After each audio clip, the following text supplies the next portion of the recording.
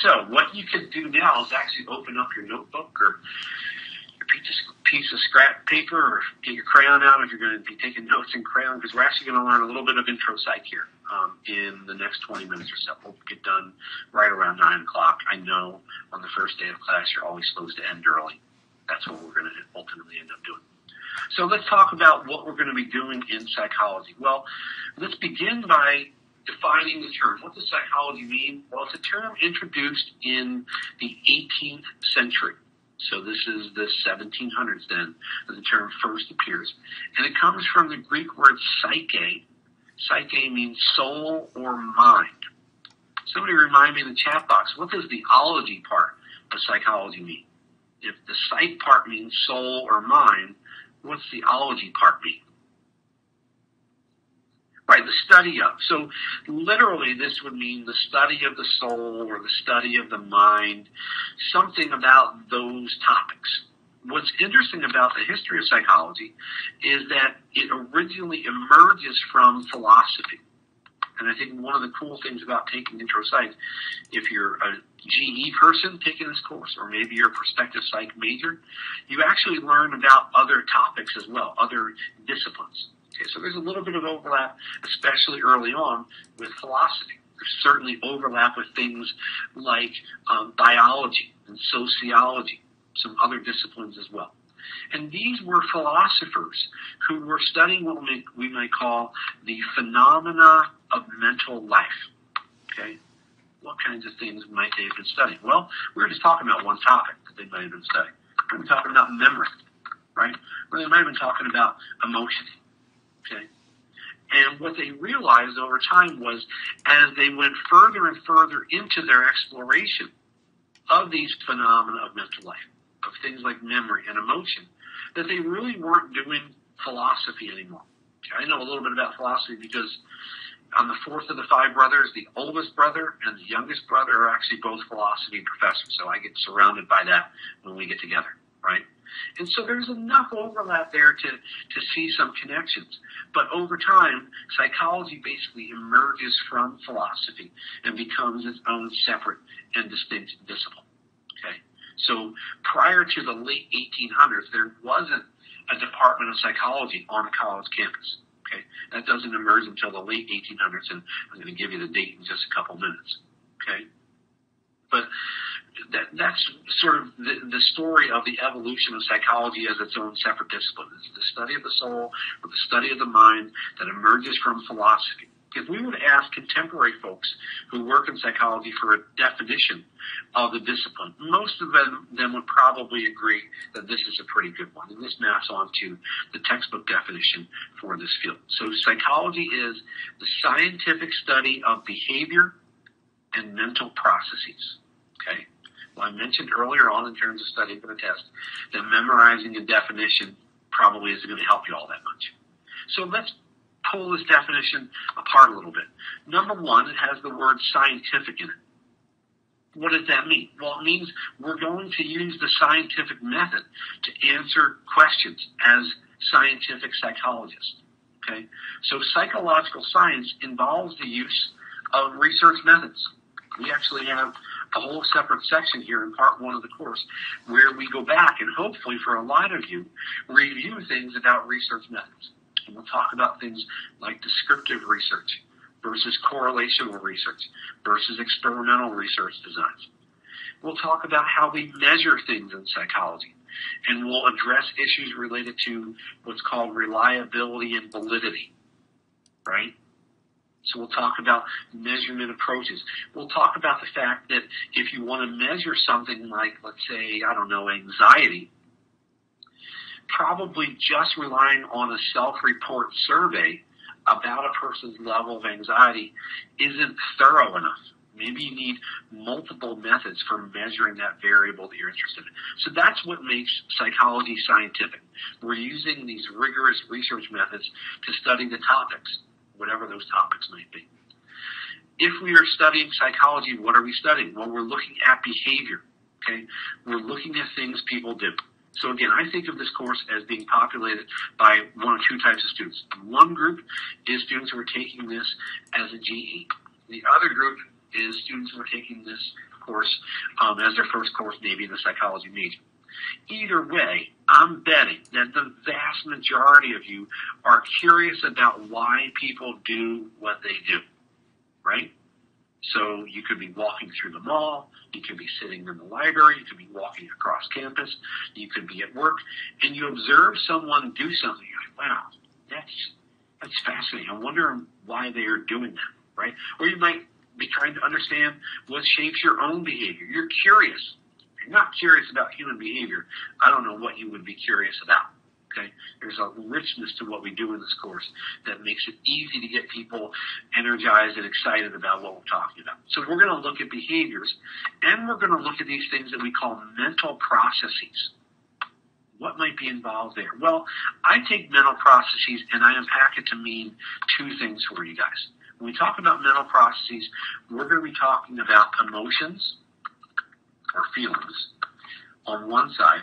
And on the other side, we're going to be talking about thoughts, or the fancy word for thoughts would be cognitions. Okay, so mental processes would consist of looking at emotions or how people feel about things. And mental processes would also include your thinking, your cognitions, the internal monologue running through your mind. Okay, these are the things psychologists are interested in. We're interested in behavior, right? Stuff that people do. We're interested in emotions, that is feelings, and we're interested in people's thoughts, that is their cognitions. In fact, the way that I approach this with my training in clinical psychology that I referenced earlier is I think about this in the context of what's called a cognitive behavioral model.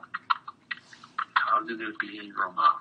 This model basically says that thoughts, if I could just type, I'd be in great shape. Thoughts, feelings, and behaviors are the three corners of a triangle. And these three things all mutually influence each other. So when people find out that I'm a psychologist, like, oh, dude, are you going to analyze me? You want to talk about my dreams? I'm like, no. Actually, my model is this one that I'm sharing with you guys right now. That thoughts influence feelings, and feelings influence thoughts. Feelings affect what you do, and what you do, well, has an impact on how you feel. Oh, and your thinking makes it more likely or less likely that you might do certain behaviors. And those behaviors that you do may change how you're thinking about things, right? This is, I think, just the ideal way of thinking about what psychologists are interested in, this cognitive behavioral model. Thoughts, feelings, and behaviors mutually influencing each other. The fancy word for this is called reciprocity. Reciprocity just means a scenario where we've got these two-headed arrows, where there's a feedback loop. So you might come into this course and say, I'm really fascinated by something like depression, and I want to learn more about depression, Dr. Lemekis. What do you think, Dr. Lemekis, influences something like depression? Well, I'd say I'm pretty darn certain that the way that you think about things influences your emotional state, influences how you feel. I think this arrow is pretty darn important if you're interested in depression. And I'm also curious to see, in my thinking, how behaviors might influence how you feel in terms of your depressed mood. Might it be useful for you to go out and do some pleasant activities, because doing those things might alleviate some of your feelings of sadness? If you're not interested in depression, let's say you're interested in, I don't know, I mentioned before that I did work with folks with drug and alcohol problems. So let's put in here the behaviors of drinking or using drugs. Okay? So drinking or using, that's what you're interested in. Do you think there are certain ways of thinking that make it more likely that someone is going to drink or use drugs? Absolutely, right? When someone who has a problem with drugs and alcohol says to themselves, I can control it, nobody's going to know, I'm only going to use for a day or two, what does that do with the likelihood of them engaging in that behavior? When you say to yourself those kinds of thoughts, tell them in the chat box. What happens with your likelihood of drinking or using when you say things like, I can control it, nobody's going to know, I'm only going to do it for a little bit? You're more likely to go and do it. Well, let's look at another connection here for drinking and using. What about the connection between how you feel and what you do? Do you think, guys, that there are certain emotions over here that might make it more likely that you're going to go out and drink and use drugs? Absolutely, right? If I'm angry, if I'm upset, if I'm depressed, if I'm feeling overwhelmed, we know that those negative emotions are actually the number one predictors of relapse to drug and alcohol use. Okay, so I'm getting a little bit into the weeds here in some specific terms, but I'm letting you see how I think about how stuff works in the world, right? We are studying behavior and mental processes. And here's what I'm saying. This cognitive behavioral model here is the lens through which I view things in the world as a research psychologist, right? This is how I understand my teenager and try to help him change behaviors and do more of some things and less of other things, right? This is how I help someone who has problems with depression or anxiety or substance use, okay? This is how I get myself to do more of some behaviors and maybe less of other behaviors. I look at the ways that I think about things and how that might make me more likely maybe to feel angry versus other thoughts that might make me less likely to feel angry, let's say. Okay? So it's a great lens through which to view and understand what's going on around us. Any questions about that? You guys see how I tend to mark up and make a mess of the slides, right? You're going to get a fair amount of that. Oh, by the way, I forgot to mention, there are incomplete lecture slides on Blackboard as well. So if you click on the button there, there are incomplete lecture slides really for every chapter all the way through the semester. Okay? So use those if that's helpful to you. It will offload some of the writing and transcribing that you might feel like you have to do. All right, here's the deal. I want to use our last 5 to 10 minutes here to talk about the first of 3 great debates in the history of psychology. Okay? Rather than giving you a bunch of names and dates and have you try to memorize a bunch of stuff, I like to tell the story of the history of psychology by looking at 3 great debates. The first one is going to be between Wundt and the structuralist and James and the functionalist. The second great debate that we will talk about on Tuesday will be between Freud and the psychoanalyst and Watson and Skinner and the behaviorists. Okay? The third and final great debate that we will also look at on Tuesday will be between the nativist and the empiricist. This will be the question about whether behaviors and mental processes are driven by nature or by nurture or some kind of combination of the two. So this is how we trace the history of psychology in our course. So great debate number 1 on one side has Wilhelm Wundt and the structuralist. With a name like Wilhelm Wundt, it's not surprising that he's German. He's a physiologist. Look at that. He's not a psychologist by training, who establishes the first psychology lab at the University of Leipzig in 1879. Okay? So this is the date, I guess, that would be the founding of psychology, 1879. If we do the math, what are we now, 2016? We're almost 140 years out. I guess we're 137 years now as a discipline. You don't need to memorize that date. I'm not going to give you a test question that says, was it 1870, 1879, 1889? Who cares? You can Google that and find the answer in a second. The ideas are what's important here. So he is the guy that's regarded as the founder of psychology as its own separate academic discipline. And his approach was called structuralism. So when we say he espoused structuralism, that means he believed in or he was a proponent of this approach. And structuralism basically boils down to this. It's the belief that your conscious experience, as you're sitting there and listening to me and thinking about things and planning what you're going to do later in the day and so forth, all of that conscious experience can be broken down into underlying components or elements. Structuralism basically boils down to an emphasis on parts. Okay? So if I ask you to remember what you had for dinner last night, okay, there's a part of your brain structurally, right, in terms of the parts here, that is responsible for helping you be able to retrieve that information from memory. Okay? For me, it was orange chicken. That part of the brain is still working. Fantastic. Okay? So the structuralists want you to take what you're doing on a daily basis and take your conscious experience and look for the underlying parts and break things down. Okay? And look for the underlying structures that give rise to things like memory or emotion or planning or whatever. Okay? On the other side of this first great debate is William James, the brother of Henry James, the author. He writes something himself in 1890, 11 years after the founding of psychology as a discipline, called Principles of Psychology, in which he argues that the structuralists have it wrong. So this is side B of great debate number one, right? James and the functionalists believe that the mind cannot be broken down into these component elements or parts. They think that the search for parts is wrong. Okay, that's really what this second bullet point is about. They want you guys, those structuralist guys want you to look for parts. Don't do that. Instead, focus on a stream of consciousness, an integrated whole in which you experience the world as a whole. So the stream of consciousness is all about not parts, but the whole. Okay, so as you sit there right now and listen to me, you are seeing things, you are hearing things, you are thinking about things, you're remembering things. You might be smelling something that someone is cooking. And all of those parts of your stream of consciousness are integrated as a whole. You're not just going to smell, or you're not just going to plan, or you're not just going to feel or remember. You're going to do all those things together.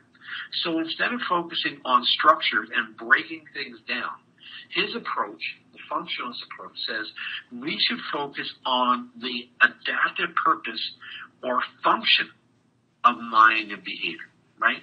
So if we go back here for a second to the previous slide, and we wanted to look as a structuralist at something like emotion, these guys would say, let's find the underlying part that gives rise to emotion. Or they'd say, let's look at something like memory, and let's look at the underlying parts that give rise to memory. In fact, let's run with the memory example for a second, right? What part of your brain, what structure, right, is responsible for memory? Over here, the functionalists would say, don't worry about the parts and don't worry about breaking things down. They'd say, let's look at memory and say, what is the adaptive purpose or function of memory? Okay, what is it good for in an evolutionary sense? So when I see adaptive purpose or function, I start thinking right away about Darwin and an evolutionary model of what's going on here, right? So in an evolutionary sense, what is the advantage for memory? What's the purpose of memory? Tell me in the chat box. If your memory works well, what can you do that someone who doesn't have a good, well-functioning memory can't do? What's the benefit, the purpose, the function of memory? If you did something yesterday, let's say, that injured yourself, you can recall prior information. What can you do if you remember that yesterday it burned your hand when you stuck it in the fire? If you remember that, what does that do for you today? Alexis, you will not do it again, as Morgan is saying here. You're going to learn from your mistake, right? You're not going to recreate this problem, okay, this time around. So the purpose or the function of behavior, in this case, in memory, is to learn from your mistakes, as Morgan spelled out in the chat box. Okay, do you see how that's a very different focus from what these guys wanted you to do? The structuralists want you to pull things apart and look for parts. And these guys want you to say, what's the purpose of that, right? We could talk about emotion. What's the purpose of emotion? Well, we could have a long discussion and debate about that, right? Maybe the purpose of emotion is to help you realize what things are important to you and what things are not important to you, right? If something that a person does for you makes you really, really happy, it tells you something about the impact of that person on your life, things like that. Okay? All right. Let me stop there for a second. Any questions about either of the two sides here of great debate number one? Morgan, are you one of the hatches from San Carlos Little League? I think your dad managed my middle son in his first year of minors, if you are. That name popped up. There you go. Tell your dad that Ben, my middle one, is about to start playing Patriot League. That'll make him feel really old. You can turn negative feelings to positive behavior, right? Yeah, we'll talk more about those kinds of specifics going forward, for sure. Okay? So that's enough for today. I know I'm supposed to stop early, so I feel this, compulsion to make sure we're done before 9:15. We're going to continue on with Great Debate number 2 on Tuesday. So that's Freud and the psychoanalyst versus Watson and Skinner and the behaviorists, their different approaches to behavior and mental processes. And then we're going to talk about nativism and empiricism, nature and nurture. And this is the biggest thread through the entire course. We're going to talk a lot about nature versus nurture. Right? Do you do what you do because of genes and biology, or do you do what you do because of nurture, your environment? Okay. As I mentioned, we will certainly spend time together on Tuesday going through some more of the specifics about supplemental instruction. It's the best thing I have to offer you to help with your success in this course. Okay. Questions about any of that or anything we talked about today?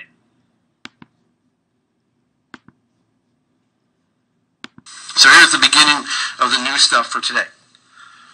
So we're going to talk about Freud and the psychodynamic / psychoanalytic folks, and then Watson and Skinner and the behaviorist on the next slide. To make this a little more interesting, rather than having me just yammer on the whole time, I always like to ask you guys, coming in the door here this morning, not literally, but just as you arrive in this class, at this point in your academic career, what do you know about Freud? What are some of his big ideas? What does he say makes us do what we do? What's going on with Freud? What are some of his major concepts?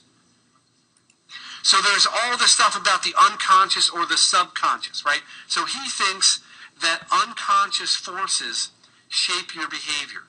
So from his perspective, you do what you do because of these things that you may not even be aware of. Okay? What other concepts are in your head about Freud? Yeah.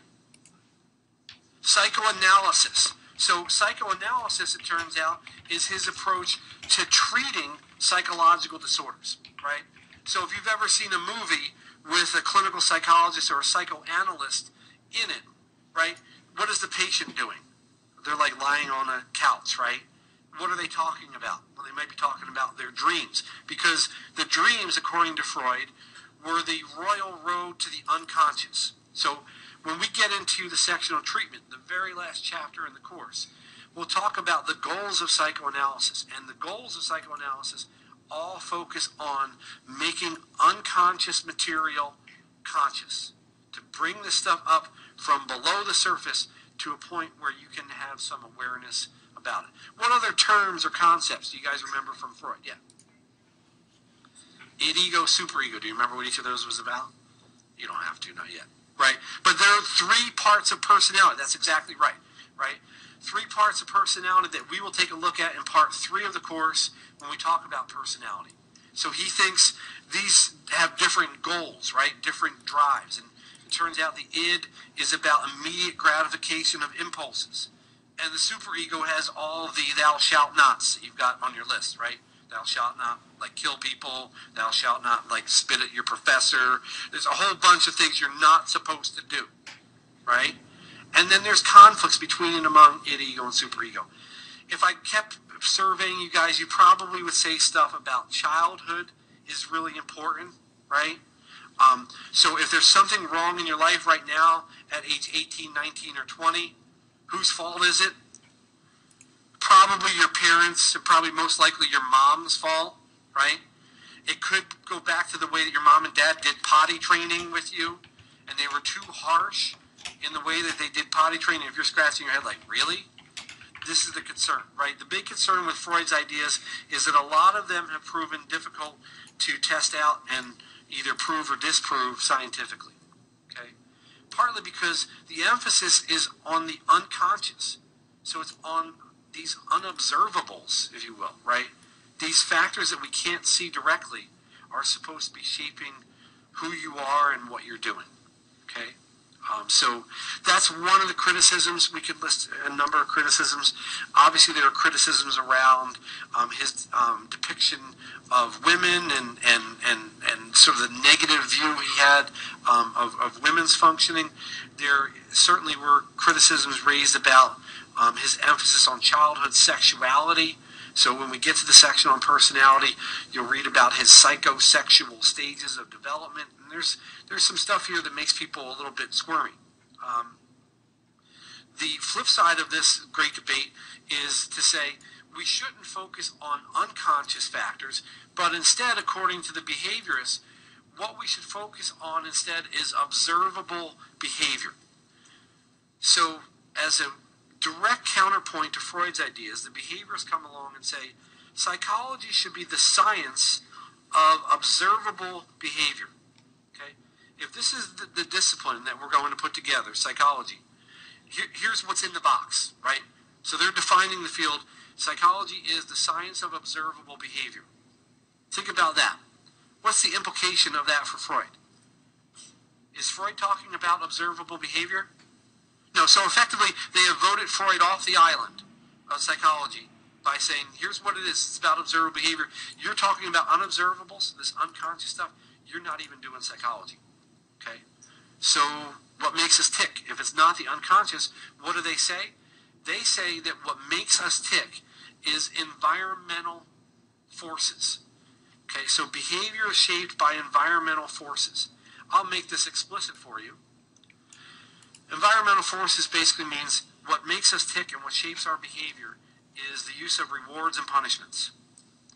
And as I'm writing on the slide, I'll tell you I'm doing this with a mouse on a slanted surface. So if it looks like the scribblings of a kindergarten kid, well, that's just the way it goes. So rewards and punishments is what I'm trying to scribble on here. That's why you do what you do. Okay, why are you taking notes right now? To get a good grade. So at some point it sounds like you got rewarded for taking notes. Right? That's why you do what you do. Right? Why does some guy bring his girlfriend flowers? It's like dead flowers. I like you so much. I got some dead flowers for you. Okay? Presumably in the past, when he has brought her dead flowers, she has rewarded him. I'm not going to get into any details about exactly what was involved there. But that's why he's doing it. It's not like, oh, dude, I got a grand plan. You bring her dead flowers. Oh, yeah, okay. That works, right? So we get rewarded for certain behaviors, so we do more of it. Why am I standing up here teaching right now? What do they do when I teach? They pay me. I'm not doing this out of the goodness of my heart. I'm doing this because my kids eat every freaking 35 minutes. Okay? They are 16, 13, 11, and like there's a meal happening every 35 minutes in that house. Someone's eating, I don't even know what meal of the day it is. Somebody ate a sandwich at 7:30 after having dinner at 6 o'clock last night. Somebody else had cereal at 9 o'clock. So I do this because they give me rewards in the form of paychecks once a month, and we'll talk about those kinds of reward systems. Like, how often should they pay me? Why don't they pay me every single time I get done a class? Well, that's not how it works. They pay me once a month. Or if you have a job, you might get paid every 2 weeks. Right? When you take notes, I don't reward you every single time you write something in your notes, but I guess I reward you in the form of clicker questions during class, and I reward you in the form of good scores on your tests when we have the tests. Okay? So basically, the idea here is we learn to do things because of rewards, and we learn not to do other things because of punishments. Right? So there are punishments that you accrue. When you do something that people don't want you to do, they punish you. Okay? And we'll talk about lots of examples of that when we get to the section on learning in part 2 of the course. Okay, do you see how this is different from Freud? Right? This basically boils down to, like, your environment shapes you rather than some kind of unconscious thing or something from your childhood. So Skinner, picture here down the bottom, expands on Watson's early work. If you look at the picture up top of Watson, he's the guy with the glasses. There's this picture of this little, like, super pale, all whited out baby here with a little rat. You guys know who that is? Little Albert. We're going to learn about little Albert in the section on classical conditioning because Watson actually used classical conditioning to train little Albert to be afraid of little white rats and other furry white objects. We'll talk about how and why in that section. Okay. Skinner is going to be a major player when we talk about what's called operant conditioning. He works with rats in a cage, and there's a lever that he could train the rat to press on the lever to get certain kinds of rewards, right? So rewards and punishments. I'm using rewards right in this class with the clickers, right? I'm giving you points for showing up and participating. I'm giving you rewards for doing the online quizzes for homework. Why? Because I know that both of those things are going to help you learn better than if you don't do those things. Okay? So this class is really, really behavioral in its approach as well. Okay? So that's the second great debate. Freud, what makes us tick is unconscious stuff and things from our childhood. Watson and Skinner, no, it's not unconscious. It's observable rewards and punishments. That's what makes you do what you do. What do you think the criticism might have been here about this sort of exclusive focus on observable behavior and rewards and punishments? If you had to criticize this approach, is there anything that they're missing, that they're not talking about that might be relevant? If it's just observable behavior, what aspects of psychology that we mentioned on Thursday do they not pick up? Thoughts and feelings. They're not even part of the story here in the prototypical old school behaviorism approach. There's no thoughts and feelings. What happens is thoughts and feelings get to be part of this model when behaviorism morphs into what's called the cognitive behavioral model, which is the one I shared with you guys on Thursday, right? So thoughts, feelings, and behaviors. Basically what happens is in the late 1960s, early 1970s, they finally say, okay, I know thoughts and feelings matter. I know they're not observable directly, but we need to talk about them. Because if we skip thoughts and feelings, we're missing big, big factors that have an impact on observable behavior. Okay? So just like there were criticisms of Freud, there were criticisms of this behavioral model as well. It was too mechanistic, right? It made us, as people, like the rat pressing on the lever, right? And maybe we're a little bit more complicated than that. Although when you go to a casino and somebody's doing this, it's really just the other direction, isn't it? I mean, it's a little bit of a different thing. So think about that next time you see somebody on the slot machines. Although I know now they're just pressing the button. So it is the lever, right? Questions about the behavioral approach here. See what it's about and how it's different from the other approach? This is what they're going to do in SI. They're going to have you come in and say, tell me what behaviorism is about. They're not going to reteach it.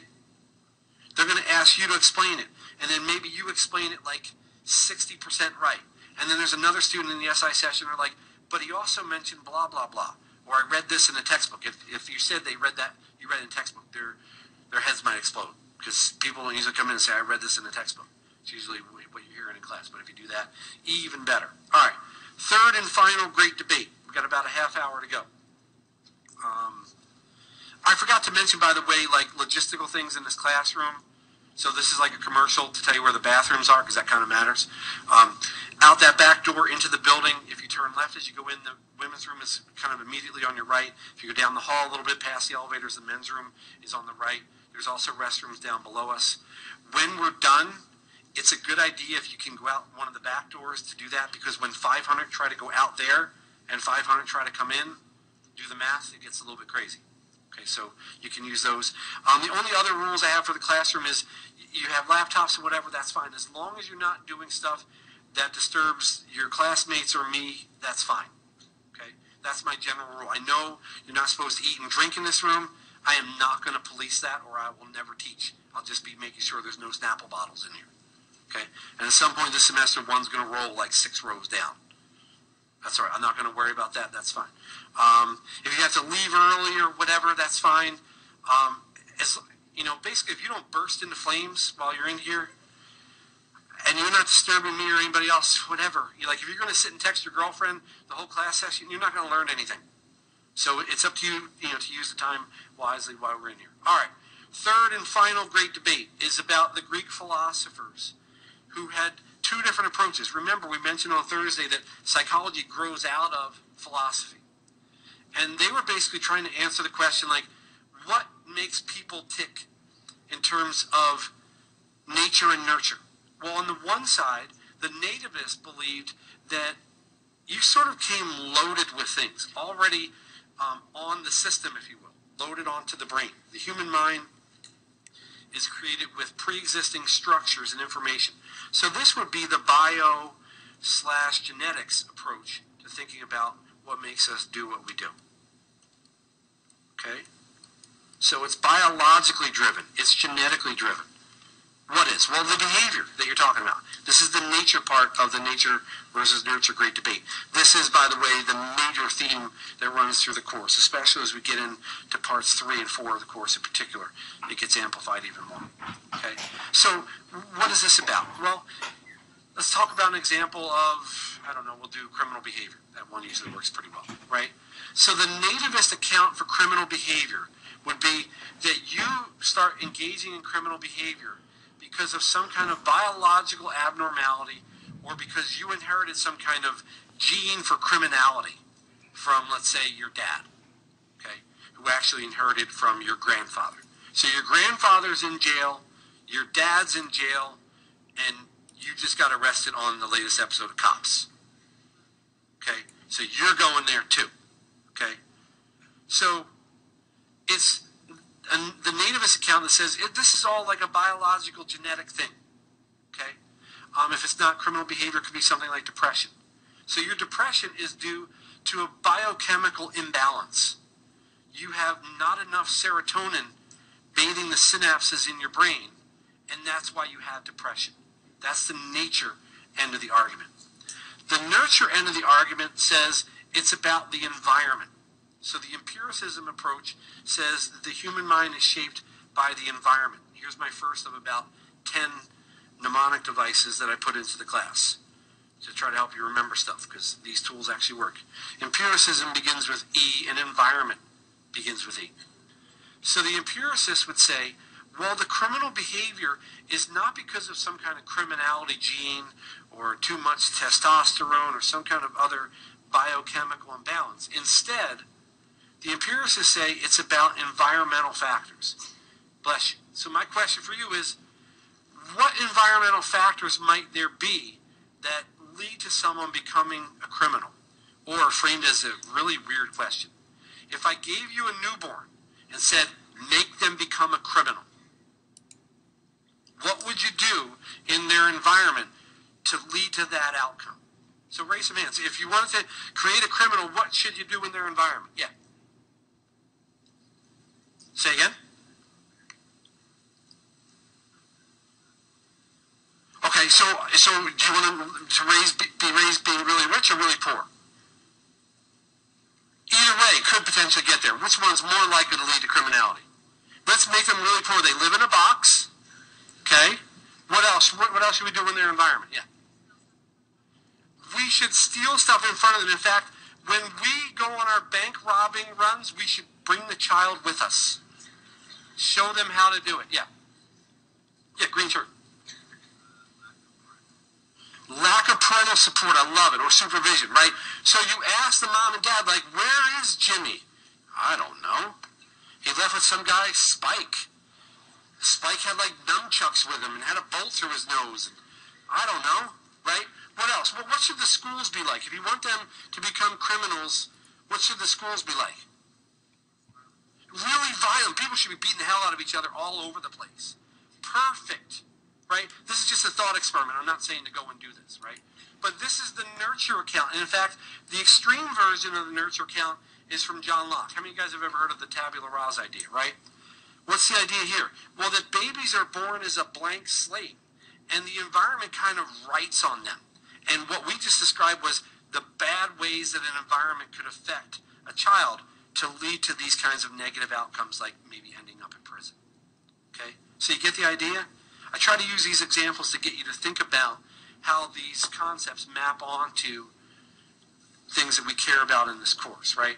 So the way I think about this nature versus nurture thing, this is the first of, how many of these continuum things do I do in the semester? Like 10, right? You could put nature on one side, you could put nurture on the other side, and the question is, like, where do you fall? Why can't I write? That's it. Let me just start over. N-U-R-T is what I'm trying to write there. So nature and nurture, like, where are you on this continuum? I'm actually going to ask you about that in a second here with a clicker question, where there's going to be no right or wrong answer. I just want to know what you're thinking. Okay? Everybody understand the differences between these two? Let me ask you this. Let's connect this with what we just talked about. Are behaviorists more likely to be nativists or empiricists in their approach to things? Empiricists, because what do behaviorists say shapes behavior? Environmental forces, right? So if you want to connect these ideas, one nice way to build a bridge here is to, next to behaviorism, just, put, like, this is where behaviorists would be. They're going to map on right there. All right, before we do the clicker thing, let me push a couple buttons here and show you how you make sure you're in the right spot. Let me zoom in here.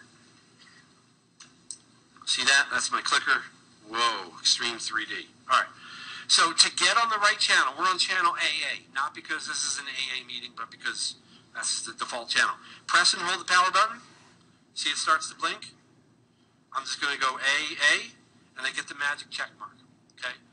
When you submit an answer, if it's received correctly up here, you'll get a check mark on your clicker as well.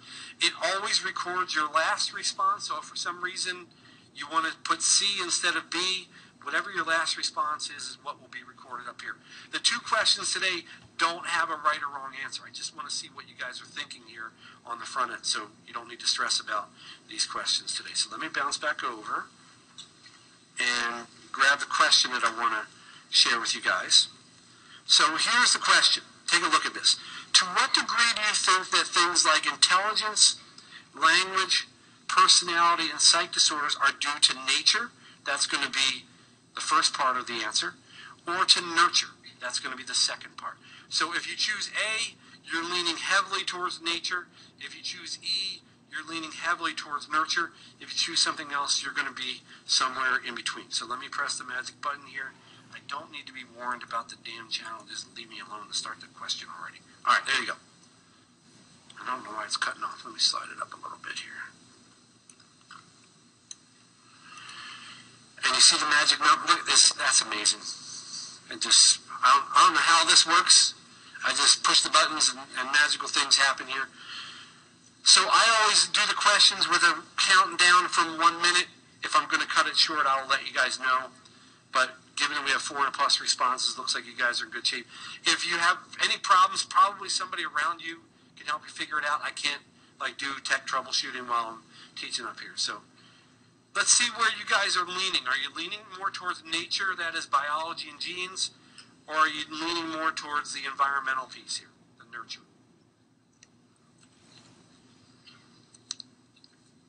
We got about a little less than 20 minutes to go. You don't need to bang around at 10:44 to tell me that we're done. I know we're done at 10:45. I'll always get you guys out of here on time. Let's see. Where are you? Huh. Which way do you guys lean? Nurture. You're leaning more towards, hey, environment, moms and dads and schools and neighborhoods and all of those sorts of things are having an impact on people's outcomes. Here's what I'm going to promise, and somebody needs to remind me. It could be an SI leader or one of you guys. At the end of the semester, I want to come back and ask this question again on our very last face-to-face class meeting, because in the fall we did this and we actually saw a pretty interesting thing happen over the course of the semester. I'm not going to tell you what that is, but right now you guys are leaning more towards that environmental end of things. We've got, 57% on the right side and only 8% leaning towards the nature side. So we'll see if that changes over time. Let's take a look at this slide, which talks about the fact that rather than being an either-or scenario now, the questions of nature and nurture, genes and environment, are most often framed as both and, right? So it's not A or B, it's both A and B. And the really interesting questions now are really about the relative contributions. Is it like 60-40 nature-nurture? Is it 30-70? What's the weighting here, if you will, for these nature and nurture factors for these kinds of outcomes? And we're going to talk about all of them in the context of this course. So intelligence, language development, personality, and psychological disorders. For each of those, and they all come up in the second half of the course, in parts 3 and 4, we'll talk about genes and environment as contributors. Okay? So for intelligence, what we're going to talk about there, is your IQ score driven by genes? Do you think that matters? Do you think your genes matter? Yeah, they absolutely do. You should pick your parents very carefully. Okay? And then on the nurture end, does that matter for intelligence? Well, yeah. Going back to the comment about the school, right? What kind of school are you in? What kinds of opportunities do you have in that environment and or at home that maybe foster your intellectual growth or hamper it? Okay? That matters. It's not one or the other. Both of those things matter. And we're going to see that not only for intelligence, but also for those other three outcomes as well. Okay? All right. In the last 15 minutes here, I want to introduce one more big idea. I just want to give a point to this infographic. I love the textbook infographics. It's one of the reasons we're using this one. This one looks at the scientific roots of psychology, and it looks at some of the big perspectives here. So it makes this kind of visual. You will not need to have memorized names. I asked the SI leaders in the 8 o'clock section, do you ever remember a test question where the answer was like, pick the right name? There were none of those. There's never a question where the correct answer is one of these 4 dates. It's about the concepts. It's about the big ideas here. So you can take a look at that to pull some of that together. I want to give you one integrated model. So rather than, behavioral or psychoanalytic or cognitive or sociocultural or whatever, this biopsychosocial model pulls it all together in one place. And you're going to see it if you become a psych major probably 5 or 6 more times within the major. So this model says that there are biological factors, psychological factors, and social factors, which can include sociocultural factors, that influence any behavior or mental process that you might be interested in. So rather than criminal behavior, let's use depression as our example here. Okay? So we're going to use depression. Oh, I'm doing cursive. Look at that. That's awesome. Okay, so we're going to talk about depression. And there might be biological influences on depression. Certainly, right? There could be a genetic predisposition that you inherit from your mom or your grandma or your uncle or your dad. It might run in your family here. And you are genetically predisposed to the development of depression. That just means you're more susceptible to it than other people might be, given your genetic inheritance, right? The easiest, simplest analogy I could give you for a genetic predisposition idea would be susceptibility to things like ear infections. Do you guys remember when you're growing up, like you or certain brothers or sisters or cousins might have gotten ear infections all the time, and then somebody else never got them? They had a predisposition towards the development of ear infections. You could have a predisposition to the development of depression. Or in terms of brain mechanisms, I mentioned earlier that neurotransmitter level for serotonin that we'll learn about in the bio chapter might be lower than we would expect. Okay? So there's a biological contributor to that behavior/mental process. Psychological influences. We can just pick one of these. I like to pick cognitive processing. That is, how do you think about things that happen to you? What are your interpretations of different things that go on in your life? To what do you attribute successes and failures? Okay? If you do an Eeyore, Charlie Brown way of thinking, oh no. Right? When something goes wrong, it's your fault. You suck at everything, and it will never get better. That's your thinking. Do you think that contributes to depression? Yeah. Charlie Brown's not depressed just because he's got a genetic inheritance problem going on. He thinks in these distorted ways that cause him some pretty significant problems. Okay? We'll talk about that more when we get to the section on psych disorders. But I'm doing this kind of pulling thing because the way I like to think about that way of thinking, it's like when your car is out of alignment. And you know when your car is out of alignment, it just kind of drifts one way? Well, there are folks who tend to drift towards a really negative way of thinking about things that can cause them problems. And then finally, sociocultural factors could influence depression. The presence of others. Do you have social support? I'll go down to this one here where it talks about cultural, family, social expectations. Okay? Are there expectations about who is and is not allowed to talk about being depressed or sad? Okay? Do we treat men and women differently with respect to the okayness of talking about being sad? Are guys allowed to sit around and talk about being sad? Like you're going to watch the Super Bowl, but before it starts, you want to talk about your sad feelings with all your buddies. Do we do that? Is that like a pregame thing we do? No. You're not. I'm not saying this is right? But in terms of the context here, that might be one of the factors when we talk about depression as to why we see much, much higher rates of depression in women than in men. Okay? I'm not convinced the guys are necessarily any less depressed than the women are. Why are their rates lower? You're not supposed to talk about being sad if you're a dude, right? Again, I'm not saying that's right or whatever, right? That I'm prescribing that. But that's sort of this cultural expectation kind of overlays the context within which this depression behavior / mental process is playing out. Does that make sense? So why do I like this model? Because it lets you think about all these things at once. You don't have to pick one, right? What I don't like is models that say, well, depression is a biochemical illness. Really? That's the only thing. It's all just like the hardware is screwy, and we just like reboot it and everything will be fine? Even if you keep thinking like Charlie Brown? It's almost never something as simple as just one of these things, right? The interesting questions in psychology usually require lots of different factors that play into those outcomes, right? I mean, if this was real simple, it wouldn't be as interesting as it is, right? So we need to think about multiple factors in a field like this. Questions about any of that? Make sense? All right, we've got 10 minutes to go, so hang in there.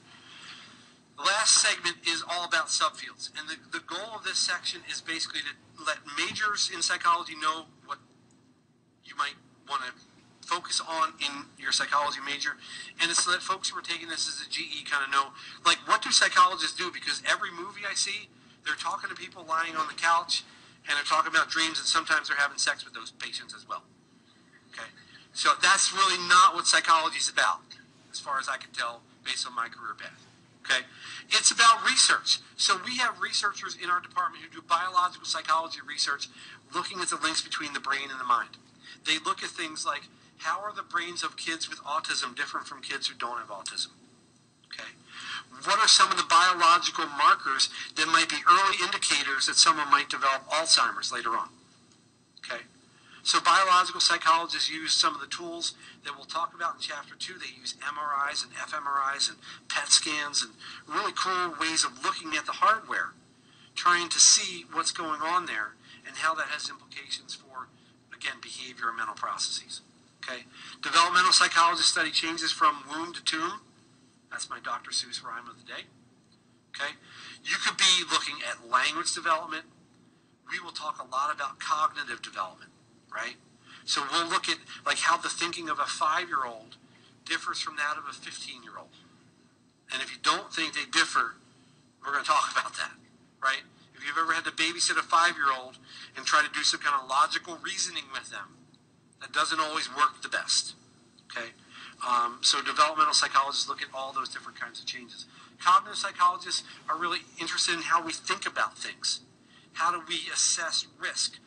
Why do people get nervous to a greater degree when they're going to fly on an airplane than when they go to drive in a car? Right? Usually people are a lot more afraid of being in an airplane. You know what's more risky, mile for mile?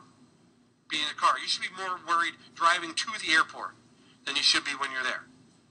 Okay? I'm not saying I'm past this because I still get way more nervous getting on the airplane. Why is that? Well, it turns out it's because of the way that we think about things and the fact that if there is a problem with an airplane and there's an airplane crash, it's on the front page of the newspaper. Okay? It's very available to us in terms of our thinking. Car crashes, unless it's somebody super famous, it's buried somewhere else, deeper in the news, right? And so when we think about risk, we're like, oh, airplanes crash. Well, cars crash all the time. Okay, but we don't think about that in the same ways. Personality, look at our persistent traits. We'll do a whole chapter on that. Social psychologists, they do really interesting research about social influence. Things like conformity, pressure from your peers to do certain things. We'll even talk about in the social psych section the research that Stanley Milgram did about obedience. How many of you guys have ever heard of the Milgram obedience study with the white lab coat and the shocks and everything? There was a movie that just was out and just came out on DVD that I got my hands on. I haven't had a chance to watch it yet. If there's a good segment of that, I want to bring that in and let you guys see a depiction of that. So really cool social psych research. On the applied side, I got one more clicker question, so don't start jamming around trying to get out of here. I want to ask you guys one more question. On the applied side, we're trying to take research in psychology and take it out of the lab to help people in the real world. I put clinical up top because I'm biased. That's my degree. But it's also alphabetical, so I can go with that. Clinical psychologists study, assess, and treat people with psychological disorders.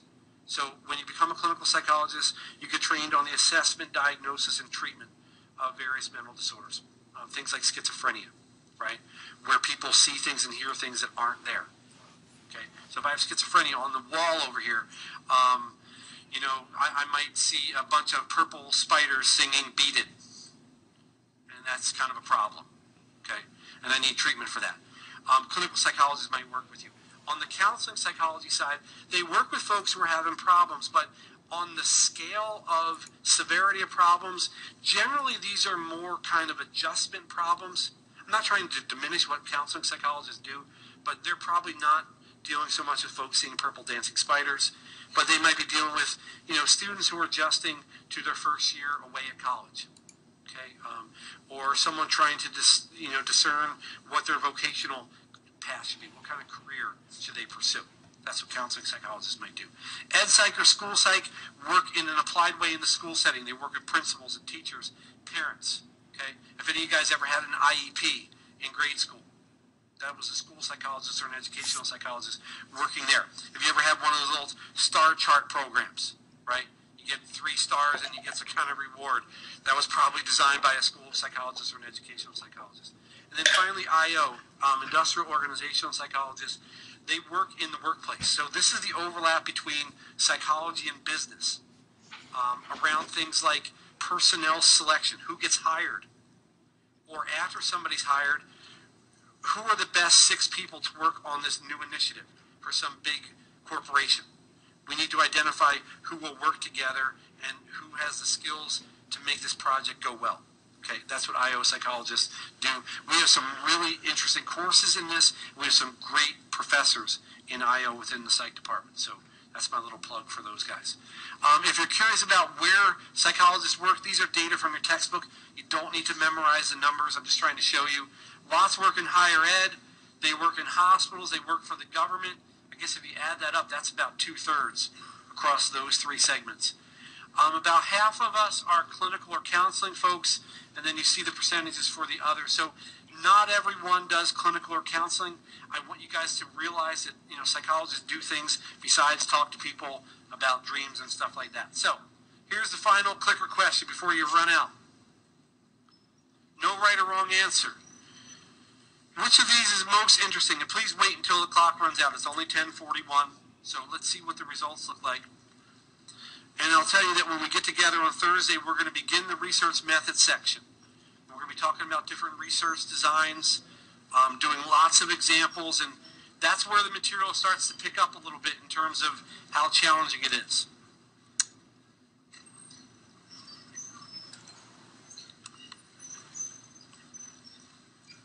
All right, let's let this guy run out. I'm going to stop it at 15 seconds, so if you haven't responded, please do it. What are you most interested in? Let's see. All right, so clinical is 1 and developmental is 2. Awesome. I'll see you guys online on Thursday back here next Tuesday.